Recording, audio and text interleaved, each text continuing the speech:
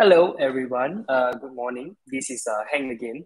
So, welcome to the Tea Time Data Talk series by Quantatics Academy. All right. So, we will be having the live talk every month.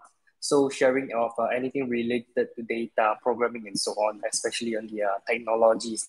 Okay. So, I hope you guys have a very good breakfast earlier. So, before we start the talk, let's have a quick action to subscribe our channel and click on the cute bell button so that you will not miss our next live show in the next month.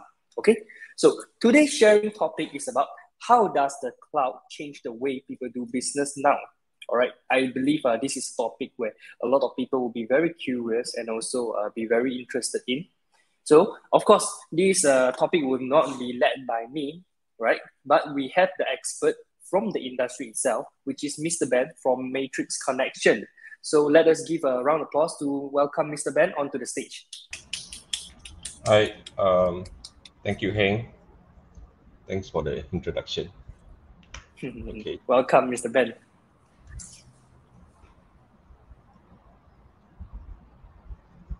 So maybe, Ben, you can tell us a little bit about yourself before we start with the content. So basically, I'm the head of projects of for Matrix Connection. Okay. So I'm actually head of projects and analytics. So I also do big data stuff for my company itself. So my expertise, I'm actually more towards the PMO role, as well as the big data portfolio as well. So I'm actually quite familiar with on-premise solution, including IT systems or the network infrastructure. You're talking about storage infrastructure, data center related infrastructure. Of course, I used to came from a retail background and also a CRM background, right? So yeah, so these are some of the certification and also about what I do on my job on a daily basis. Yeah. So next, I'm just gonna share about like who we are, like who is actually or what is actually Matrix C about. So we actually are well known as Matrix C, right? We actually established since 2008, currently present in Malaysia, Singapore, and Thailand. Malaysia being the HQ. We have both remote offices and entity in Singapore and Thailand. We are the Google Cloud Premier Partner. We've been certified for Google Workspace for enterprise and also for education, Chrome Enterprise, and also the cloud platform itself. So we are certified for MSc, MCMC on the ASP license, as well as members of MDEC, PCOM, and so for the Cradle alumni. So let's move on. So before we continue to the much more serious sharing. Maybe if you guys have any questions in between, right? You guys can actually stop me there, and then we can make this session much more interactive. Okay. Yeah. So probably you guys can post the question and on the comment section. Okay, so that maybe Heng can actually look at some of the chats and then probably ask questions on behalf, right? Yeah, Okay, no problem. so let's talk about the introduction of cloud technologies. A lot of people really think that like cloud is just a storage. So it's actually just more than a storage solution, right? It is inclusive your virtual machines, right? Inclusive of your network load balancers. You're talking about CDNs and things like that, right? So in during the I mean, I know we are still now in the COVID pandemic, or the government has named it to become an endemic, right? So it has actually facilitated the focus to cloud technologies, regardless whether is it IaaS to PaaS to SaaS and so on, right? So this has actually fast tracked a lot of all this adoption. Okay, in Gartner, all right, it is forecasted that there's a growth of 18.4% in 2021, which is where we are. And it was also been forecasted that there will be additional 20% moving from 2021 to 2022. And the trend for most cloud players right now, especially those Western, I would say Western cloud players, or the players from the West, people like AWS, Microsoft Azure, or even Google Cloud. All of them are talking about carbon neutral, carbon emission, and things like that. So there is a target in terms of carbon neutral, carbon emission to be actually reduced by 84%. So I think a lot of cloud players are trying to lure all their customers to adopt more cloud so that to achieve a data center um, carbon emission or carbon neutral to be reduced globally year on year. All right. So the reason why is that because they are running on a bigger scale, right? Their use of energy, all right, can be actually taken from those natural resources, okay, such as seawater, wind, whatever you name it, solar, right? So that can be then translated back into the operation, right? So yeah, so in some of the numbers, right, public cloud migrations can reduce carbon dioxide emission by up to 59 million tons per year, which is equivalent to 22 million fewer cars on the road, right? So this is just implication. So the implication of moving to cloud, you are also considering looking into a sustainable cloud. Okay, so giving back to Mother Nature, we will have a better livable world that we are going to be in. So as I mentioned that when we take a step back, okay, uh, we saw there is incredible changes were happening with COVID, especially of how people actually work in the offices, okay, and also how software developers and IT practitioners has actually innovated.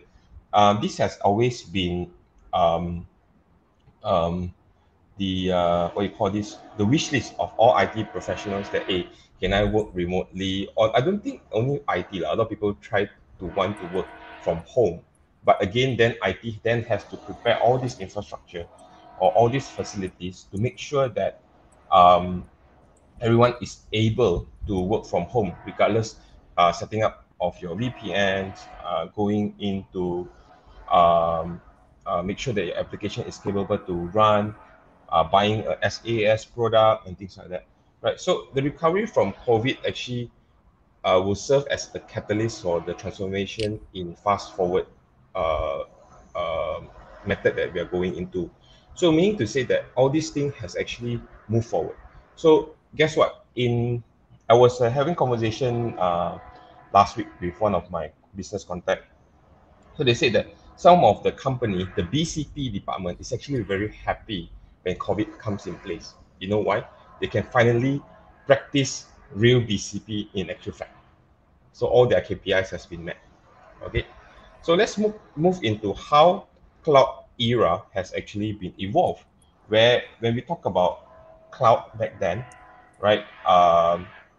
We talk about even I think we talk about people self-hosting.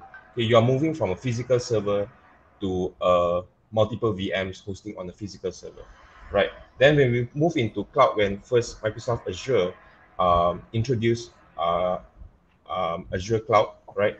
All people were concerned is about, oh, probably it's just another place for me to host my virtual machine, okay, onto the cloud, right? There's no other difference, right? So that is where it all started, right? The second part is that what is has been really building for the last decade was the infrastructure cloud era that has been defined by the organization migrating their IT infrastructure to the cloud. Okay, take your servers, move it to the cloud, shift your existing data storage and your data estates into the cloud. Okay, but still there is pretty much the same thing, right? Take your old school email, calendar, file sharing that you have and then run it on the cloud. This has been really important as it is actually enabled cost saving as the things can scale up and down, right? That you can do it manually and things like that, right? So this has the faster development without having a long-term infrastructure. You don't need to do a lot of long-term infrastructure planning, improving our security and ability to redirect people to move the resources uh, to building a new capability versus us simply managing infrastructure. So go back to the excitement that I have back then in the days that when I'm still managing physical infrastructure from physical to Hyper-V or VMware, right? I'm so happy that I don't need to actually fight for more budget, right? To actually provision more servers, right? So when moving that going into a cloud that is running on the infrastructure cloud era, that you are hosting, instead of hosting it on a VMware or Hyper-V, you move your entire VM to the cloud. It's like back then, it's like, oh, I think this is even better, right? You can just provision on the fly without waiting for physical boxes and things like that comes in place, right? So let's move into how does this has actually transformed into the transformation of the cloud era, okay, that embeds the transformation throughout the company. So we are talking about digital transformation and acceleration, and how the infrastructure cloud and the virtualized infrastructure is actually now are given, right? So this is really interesting conversation of how are we moving into third phase. The transformation cloud were not just making an infrastructure decision, but truly embedding the need of a capability to transform throughout the entire company, right? Digitalization is now fundamental, and this phase move from what has been seen from top-down corporate strategy, okay, and also an initiative for the infrastructure to fully infusing transformation and letting every person in your team or your organization to actually transform, right? I think Mhm. I what you call this give too much of all this history of how is it moving. But let me move into what do people actually look for in Ben, cloud. right? Yeah, Yeah, we actually received a question from the floor. So Felicity, she's asking, is cloud information easy to hack? Is there any security system for cloud technologies? yeah. That there is, okay. So to answer, there is two part of this question. Okay, one is cloud information is easy to hack. I would say this is rather a myth, right? And okay, go back to people offering you as a cloud provider, right? When I Mm-hmm. mentioned that it's not actually about storage, right? It's also about whatever that you host. For example, if you plan to Yes. host your SAP in the cloud, right? They are giving you the entire tenant. When I say entire tenant, means that you have the flexibility to actually configure your own firewall rule, to bring in Mm-hmm. your own endpoint protection and so on. So taking care of your information, right? It is actually the is responsibility of yourself, or myself, right, or whoever helped you to actually implement it. Okay. On the other aspect that I'm looking into, what Mr. Ng from Felicity was talking about is like, yes, we host. Let's say we host with Azure, we host with AWS, or we even host with Google Cloud.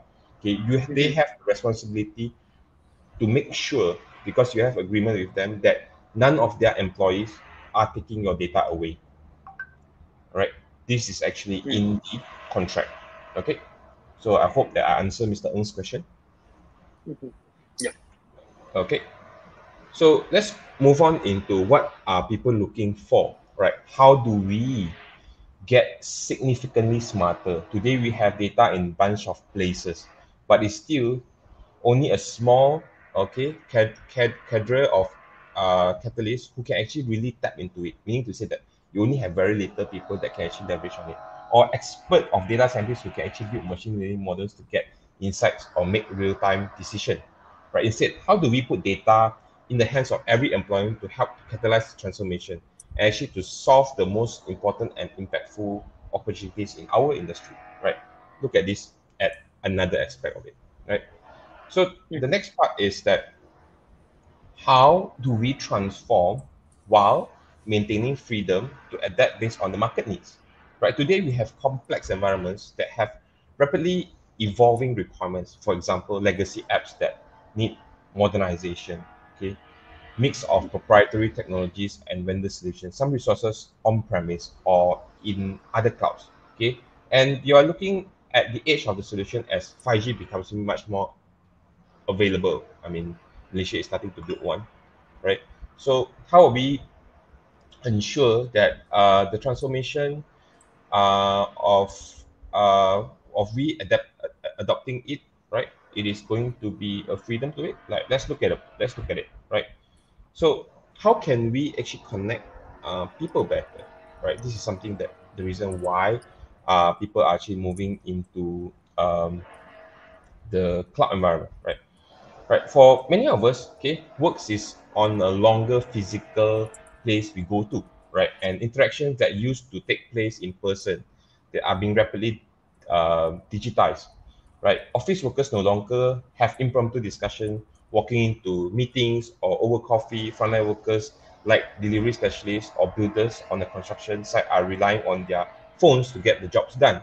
And customer interaction, like doctors treating patients, like accelerating how they use the Android to deliver their services. Now, how are we going to connect better, right? So I think we know that VC is already, VC as a short, video conferencing, it's been there for so many years, right? But when all these things kicks in, right, people will just have to then adopt to it. Like, how are we going to ensure that apart from we getting job done, right, we are still intact with our colleagues in terms of relationship, right? I think for the first 3 months of MCO, we have gone through, right? We first not really get used to it, but after a while, we miss our friends. So what we do, we initiate Zoom meetings. Hey, can we meet on a drink over Zoom? Can we meet on drink over Google Meet and so on, right? So these are the things that connects people better, right? Technology is there. How are we going to make people to adopt, or how are we going to adopt to it, right? Next, this is the part that I think interests most of people, right? Is how do we evolve the security practices to protect everything that matter to us, our people, our customer, our data, okay, or even our customers' data, right? Each transaction that we undertake, right? How do we so while meeting the sovereignty and the governance of the particular requirements of protecting our own data, right? So hence, I'm presenting you, right, the transformation cloud, right, where we look more in depth into what transformation cloud entails, right? For example, I mentioned about smarter, right? I mentioned about freedom to open cloud, right? I mentioned about the people um, connecting to the cloud, all right? And also how can we do a trusted cloud, right? So let's look into the smarter data cloud, right? Where everyone knows that, let me press out all the points first, right? Everyone knows that data is actually essential ingredient for actually all our global businesses, okay, regardless whether you are small to large, right? Talk about, and it is actually the rocket fuel of the business transformation across the analytical and transactional applications, right? For example, if you're actually selling char kway teow as a hawker, right, you want to know like how many people is actually once siham in your char kway teow, right? You want to know how many people come to buy your char kway teow, wants to actually have extra chili on it, right? You want to know what is your peak hours, right? So that you can actually make sure that you plan your ingredients properly, right? And you also want to know that per day how many plates can you fry, apart from how much do you earn, right? Things like that, right? So if let's say you are planning to char kway teow, to do your char kway teow from morning until night, there must be a forms of how are you going to replenish, right? Your what you call this, your ingredients, right? The prawns, the noodles itself, and things like that, right?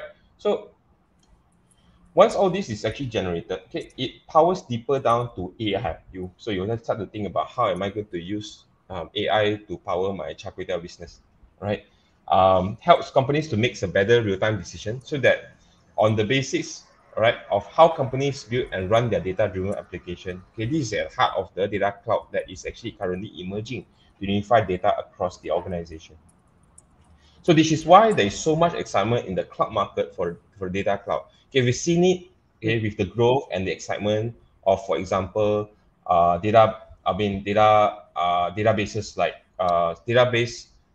data warehouse as a service like Snowflake. That how data lakes can become more common and an organization imperative, and also why business intelligence is the outcome of the every company is trying to optimize for or hunger for. So for the point for data that is generated of our database solution, okay, so how we look into build into automated intelligence, resilience, serverless, right? How we look into data optimization. So those are the points that the current cloud provider has gathered from all the users around the world to improve their service, right? That's what they are doing, right? So you know that YouTube is actually on the cloud, right? How YouTube improved across time, right? How Spotify improved across time. Those are all relating to the data that they actually collected, right? So let's move into the open cloud, right? Where, okay, we talk about how to actually harness the flexibility of open source, okay, innovation throughout the industry. I know that the open source in the early days, it is actually only very exciting, right, for a lot of techies, because I do not need to pay any software licenses, right? I do not need. I can at the same time, you can actually also earn more money if you're a software developer, that you can actually charge the same price, but in terms of operation cost, you're actually lower, right? So we move from all these open source standard, right, towards now until today. I think 2 3 years ago, Microsoft finally has acknowledged that they are going to bring MySQL into Microsoft Azure, right? How are they buying GitHub to become one of their particular repository where people has been going into, right?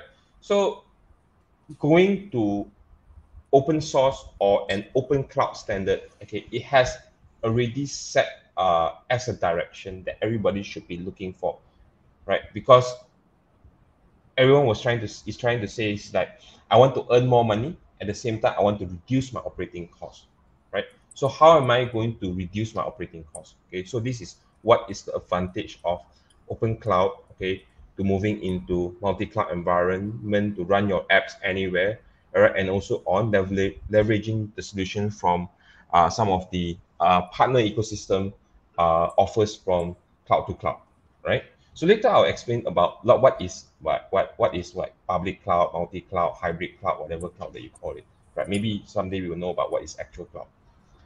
Okay. So let's talk about how um, people, okay, connecting on the cloud, right? So it's been always the same pitch. How am I going to reimagine the workspace environment? How is there any new ways to strengthen human connections and help companies to connect with customers and partners? For example, we go back to a hospital perspective, right, where people are looking into telemedicine, where you are using VCs, right, to meet with your patients, right? Because sometimes you just don't need to be physically there, right? So there is a saying when I was a kid, that I need to visit my doctor every few months, right? So when I sick, I don't even need to eat the medicine that the doctor actually offer. I just need to see the doctor. The next day I'm all right. I just don't know how does this thing works, right? But maybe we can actually bring all this thing back into connecting people properly, right? Like um, we are mixing. How are we going to ensure that we can still connect to our colleagues in other places? In my company, when MCO, right? Actually, most of the people that actually works remotely, right? I would say, uh, unless those that they are actually in KL, right? The rest of it all are back in their hometown, right? We are still working together, right? We still hang out like the, hey, let's have our own VC lunch, right? So that we can eat and then talk, right? So that, but then work from home, we know that it became fatigue. It became like work hours became longer and things like that. But that will be another separate session to address. Okay, let's look into the last part. Is actually how the trusted cloud, right? Like I was answering to Mr. Ng's question about how secure the platform can actually delivers transparency and also the enable sovereignty. For example, if how are we going to ensure, okay, we provide a secure the cloud provider actually provide a secure foundation that you can actually verify and actually have independent control. It enables you to move from your own data centers to the cloud while maintaining the control over the data locations, regions, right, and operations to help and to ensure that you are compliant with the local regulations. right? How are we going to make a zero trust architecture? I think this sounds a bit buzzy to a lot of people. When we say zero trust means you say that everyone that comes to your network, right, is always you don't trust first, right? It's not like to we say that, assume they are not trusted first, right? correct. For example, like when you want to come into my house, although I know Heng is coming to my house, I will still ask, are you Heng? Are you sure you're Heng? All right. So I how don't are want to go we? your house anymore like that.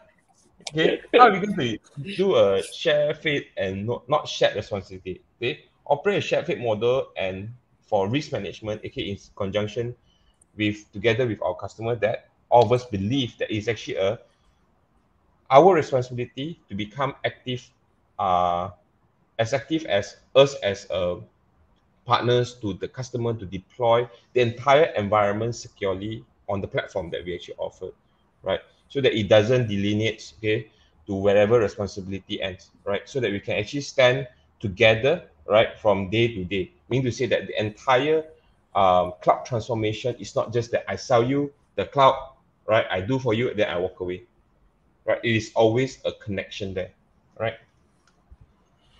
So Yeah, let's this actually reminds me of one of the cases I think happened last month or last 2 months. They were saying that LHDN's data leakage. uh-huh.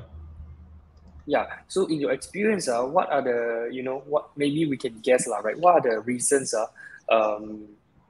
problem like this happen on cloud sources? Okay, so to answer your question, okay, so most of the cloud leakages, okay, is Mm-hmm. actually due to the negligence of I cannot say it's the customer, but it's the way that they actually deploying it. For example, you are not supposed to turn on all your network ports to public. You only turn on whatever ports that you are using. Example, right? You are supposed to patch your operating system version to up to date so that all these things is actually covered, right? Things like that. So all these are due to negligence of the people that actually adopt. Okay, I don't want to say whether is it vendor responsibility or the customer responsibility. The reason why Yeah. the vendor can deploy another set. Okay, the customer has a responsibility to actually ensure that the vendor is the vendor that are deploying this is actually according to what you want, right? So there is a check and balance between that and actually governance. Yeah. Yeah. Right. So All right. let's. Thanks. Okay. So you guys please don't take this video very seriously. And this is actually a parody. Okay, you guys. What is the cloud? It's data. It's scalable. It's elastic. It's servers, databases, and hard drives. But it's bound in physical data centers. We're going to unveil something that completely changes the way you think about cloud. You know public cloud, and you may know private cloud, and you might even know about hybrid clouds and marketing clouds and elastic clouds. But today, now, there's actual cloud. Introducing Google Actual Cloud Platform. This is the world's first cloud offering running on servers in the troposphere, inside actual clouds. It's faster, it's more scalable, it's more secure. And most importantly, it looks like a real cloud. We're also releasing an industry-first performance feature, Storm Boost. Storm Boost draws on the power of Mother Nature to give your persistent disks a 50% IOPS boost during thunderstorms. And you can predict storage performance right from the developer's console by monitoring our new weather dashboard. Or you could just look out the window.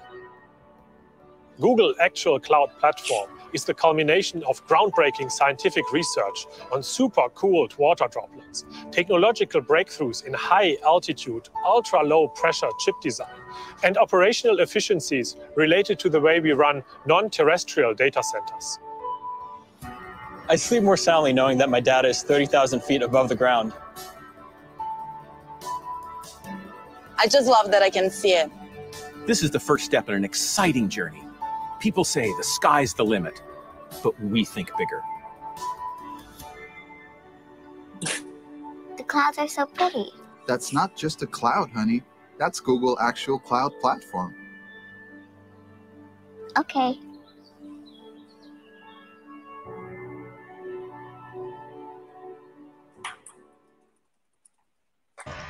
Nice. Okay. So this is a parody done by Google during, I don't know which year's April Fool. Okay, so this is what people is looking for lah, the actual cloud. Okay, so what is the cloud? Wait, let me just skip the. Okay, so let's look into the type of clouds, right? So maybe we know probably we have things like public cloud, private cloud, maybe multi-cloud, hybrid cloud, and maybe the one that I mentioned just now was actual cloud. So let's see what is it in the picture, right? So a private cloud. So technically, a private cloud is actually a typical. Okay, is defined as everything behind a company's wall. So meaning to say that you actually host it yourself, right? This kind of system operates in a company's local data center, although some of the companies prefer to use it as a co-location data center. Okay, for example, you know, some companies you have server room or computer room where the company have a little bit more money, they will call it as a data center. They will actually upgrade their firefighting system, their crack system, their firefighting system, and things like that. So to ensure that the sustainability of the particular data center or computer room, right? So then you have a public address that you can actually go in. Then you go to, if you key in this address, you go to your ERP system. You key in this, you go to your reporting system and things like that. Okay. So let's look into the next one. Okay, public cloud, right? So this actually includes a whole host of services and companies, all right? So mean to say that it hosts everything for you, right? By a company itself, okay?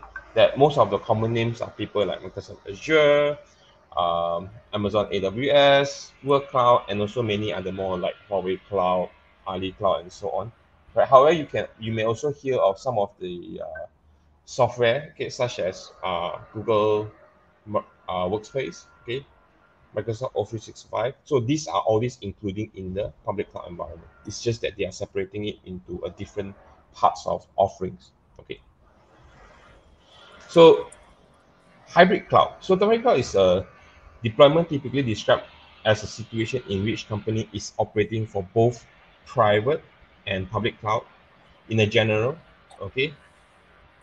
In a hybrid cloud environment, the private cloud and public cloud services are integrated with one another. So you can actually see that two arrows there talking to each other. So it's a hybrid of both, right, between private and public. So some data, some data or some virtual machines you actually store it in private, some data and some virtual machine probably you store it in public.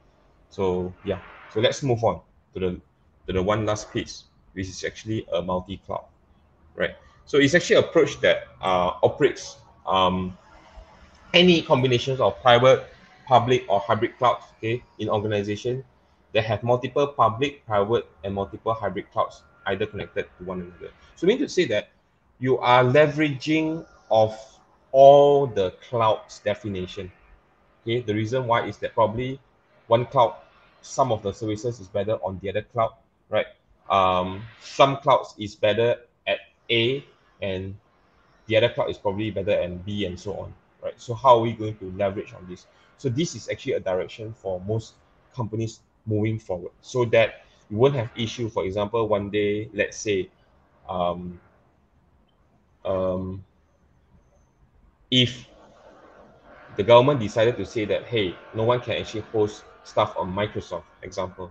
So what is your BCP plan, right, in terms of doing that? So you want to make sure that you don't put all the eggs in a single basket. Okay, so this is a very layman term on that lah. So this is why there is so many different types of clouds, right? Okay, so it's just not different type of clouds lah. It's just that probably this basket that you buy is actually slightly smaller, or maybe made of plastic instead of rattan, right? Probably made of, the other basket is probably made of acrylic, the other basket is probably made of, let's say, plastics and so on. So yeah, so that of course there's advantages of one another. Some is heavier, some is lighter, some build is actually more sturdy and things like that. Okay, so next we're going to talk about like what does actually cloud services provide, right? For example, like what does it falls under IaaS, PaaS, and SaaS?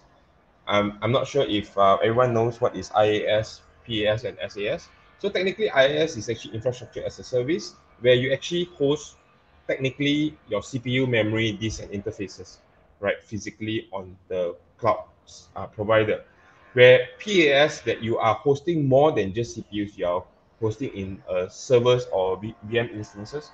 You are hosting your clusters and cluster management, for example. So that is actually a platform, right? So basically, IaaS is here, PaaS is one level above, right? So PaaS contains item of IaaS. So when you move to SaaS, you're no longer talking about VM instances, cluster management, and so on. You're talking about the software as specific. So SaaS sits on the top of PaaS and IaaS, right?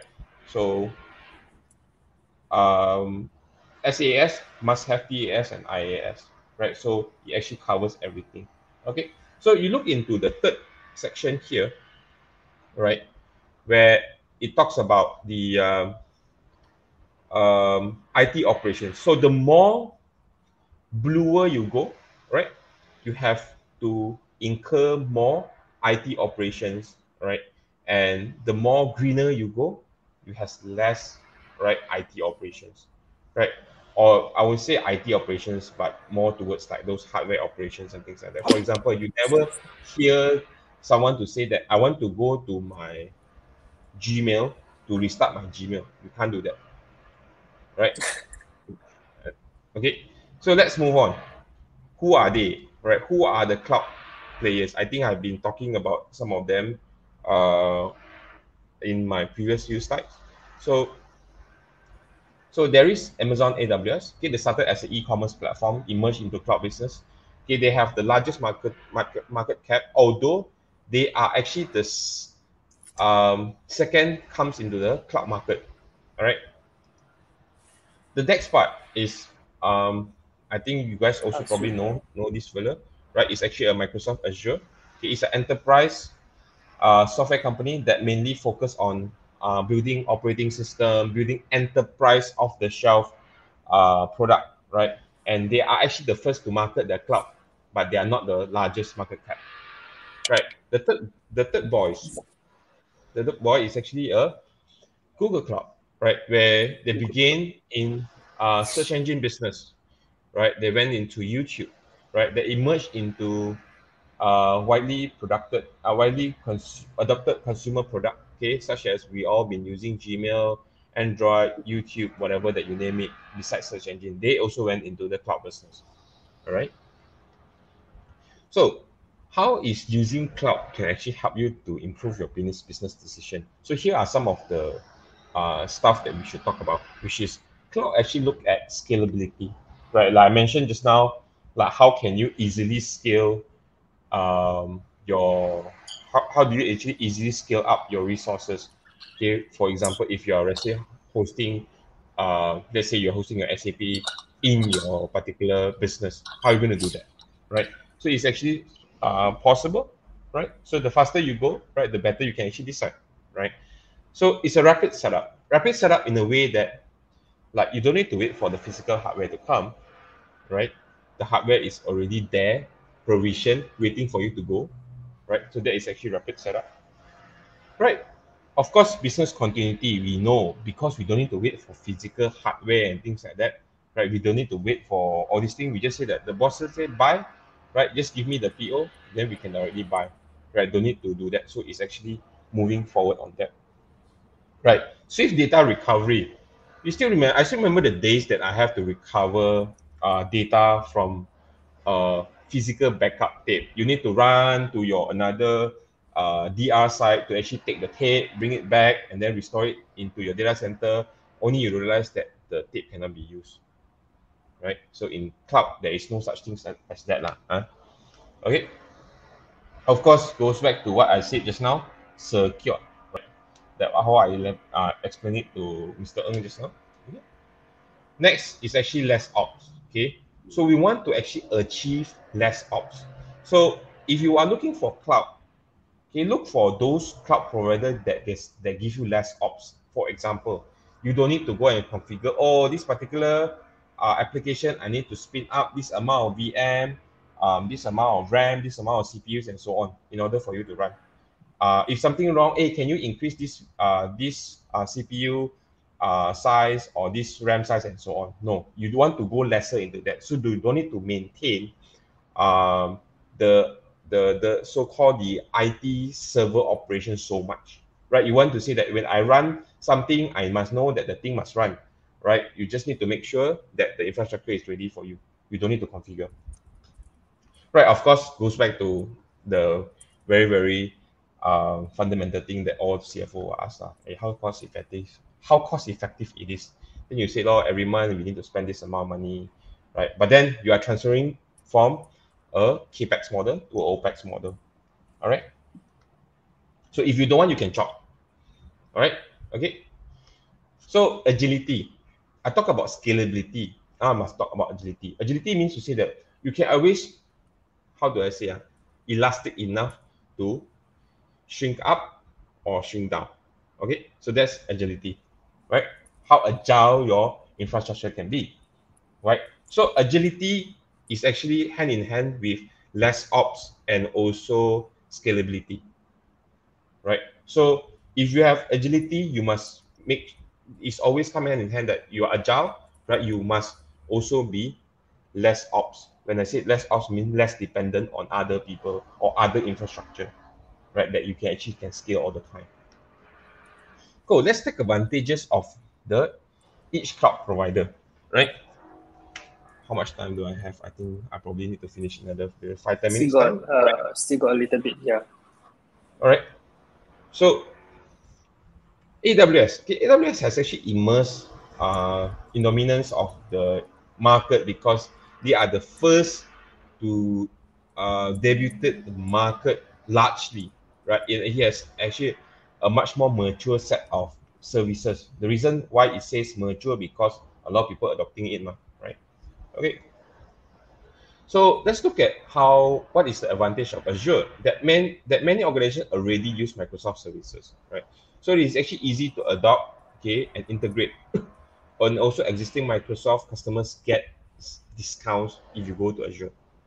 Okay, when I talk about discounts means like your Microsoft Windows Server license, your SQL Server license, and all these things, right?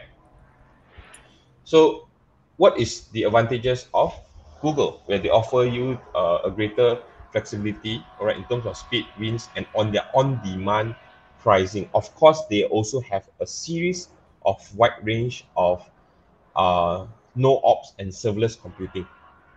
So when you say no ops and serverless computing, it relates to what I say about low ops and also agility, right? So that's hence why we need serverless computing, that you know that I will just deploy my application, it will just scale accordingly. I don't need to bother the rest of things. Okay, so that's the advantage of Google Cloud. So let's look into how are the cloud adoption teams, right, between people, technology, and processes, right?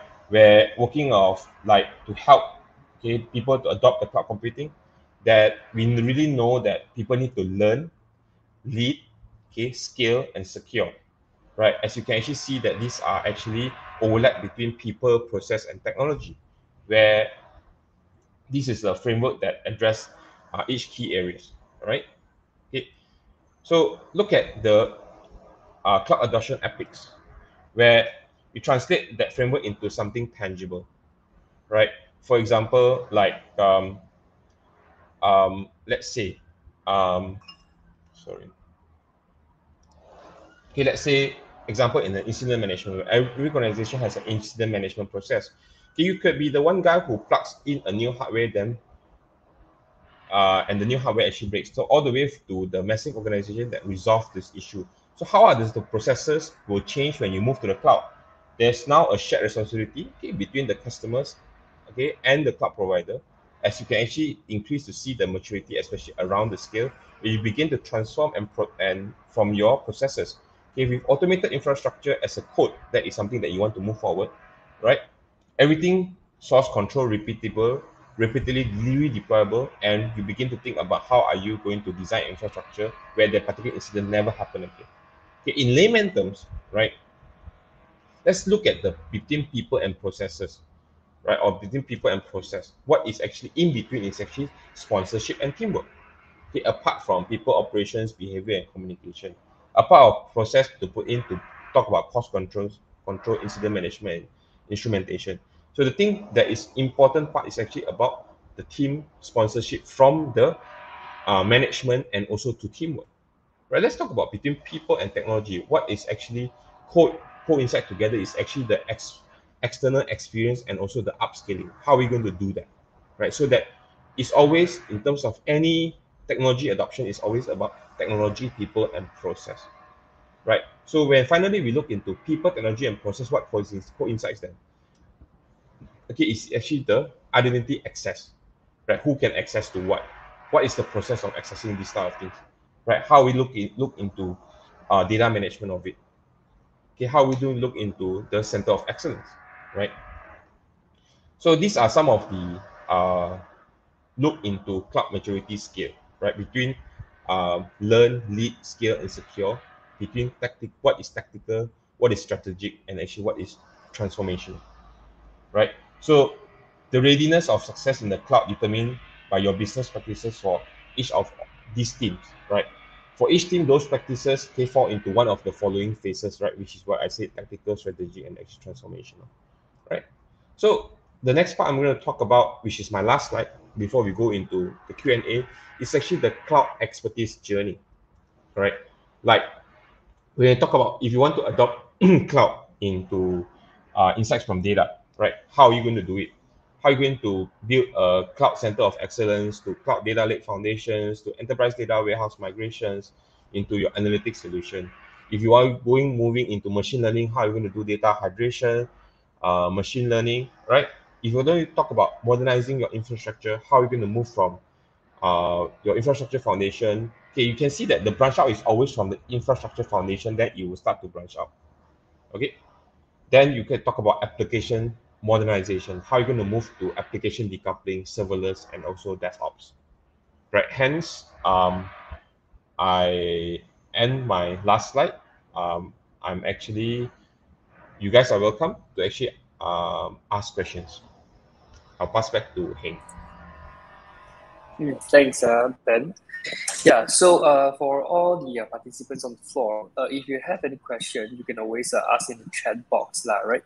We'll be ending the whole session by 12 o'clock later, so we still got a little bit of time to go through some of the questions, right? So let me have a look. Yeah, I don't see any question coming up right now. I hope that I don't make people fall asleep. No lah, it's okay. It's okay for us. It's okay. Oh, Yawi, I actually received one question from my friend. Right, let me post into the comment and let everybody see. Okay.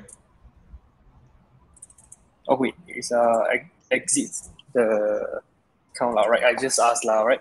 With the current volume of commercial and consumer data, are the current data speeds in Malaysia a limitation as the number of people and business that have the convenience of using cloud hosting for their everyday life? Wait, I need you to read the question again. I think it's a few questions. Okay. Yeah, right. Let me copy the first part and share it out. Yeah, this is actually, I think, quite important.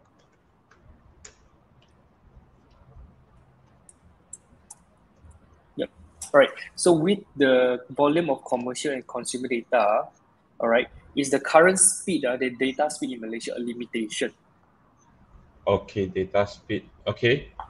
Yeah, I understand your question. Okay. So if you ask me, I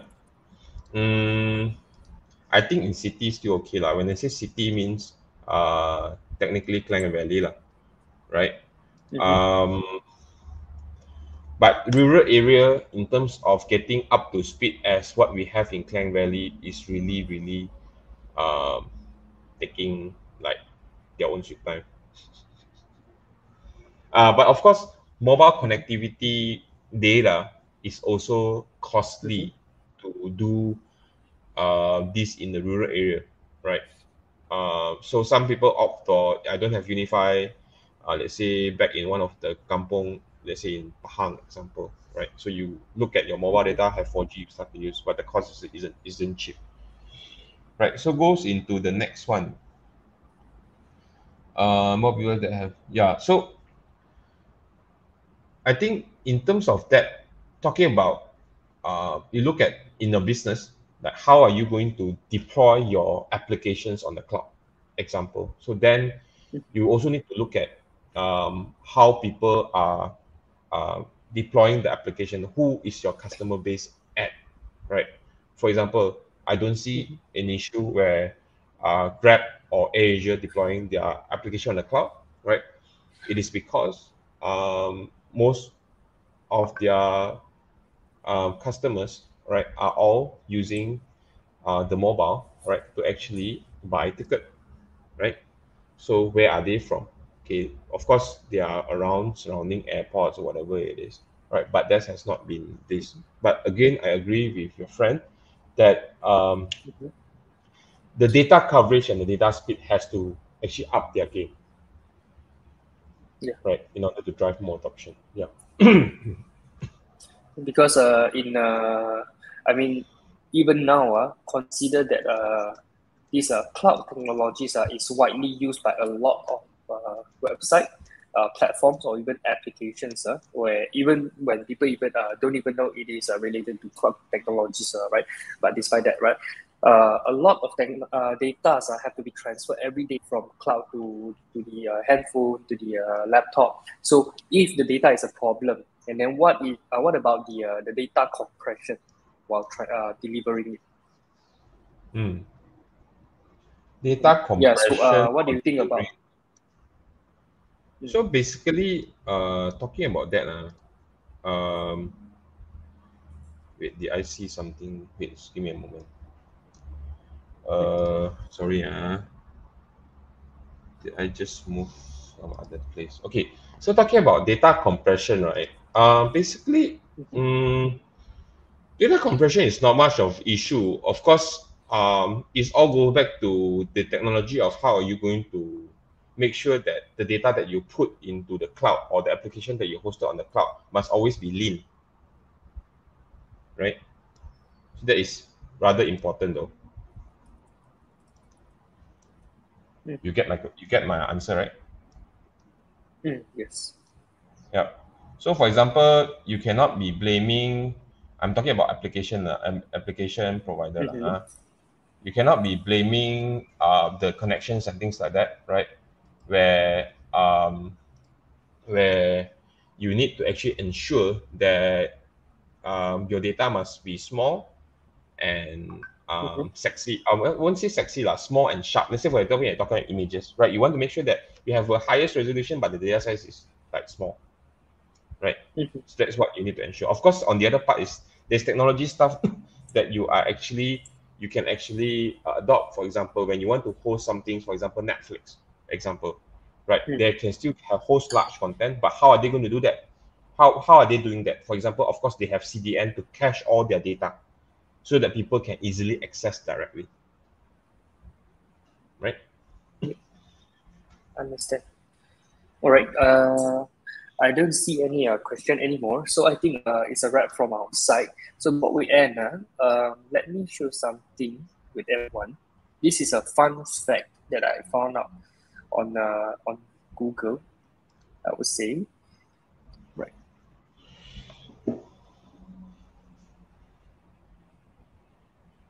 One second. Where's the...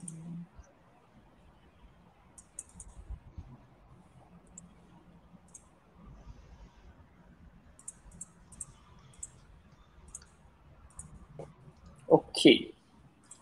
Support, help me to pull up my screen sharing. All right, so it's going to be this. Yeah, so it is quite interesting when I came across this, right? So 54% of the people claim that they never used the cloud, but they did. And 95% of the people have used the cloud, but they didn't know that they actually used it before. Okay, so we have 51% of the people believe that a stormy weather has an effect on the cloud computing. And actually 29% of the people thinks that the cloud has something to do with the weather, just like the parody video that Ms. Benz shared with us earlier. And 16% of the people correctly think that the cloud is a place to store, access, and share data. So I think that the, what do you call it? I actually think that this is a very amazing amazing technologies for humanity in general, but just that the understanding is not that it's not enough yet for people to actually understand the technology and utilize it fully. So of course, if everyone has this interest in cloud technologies, you guys can always contact us and understand and get us to have a discussion with you in the future by emailing us or even message us on Facebook. All right. So thank you, Mr. Ben, for such a wonderful topics and sharing today. And I hope everyone enjoyed the session today. All right. So I hope to see you guys soon. But before you leave, please actually help us to fill in the feedback form in the chat box. And also definitely to subscribe our channel so that you can enjoy more content like this. All right. So it is a Friday in Malaysia. So have a good Friday and have a good day, guys. Thank you. Thank you, Mr. Ben. See you soon. Thank you, and see you soon.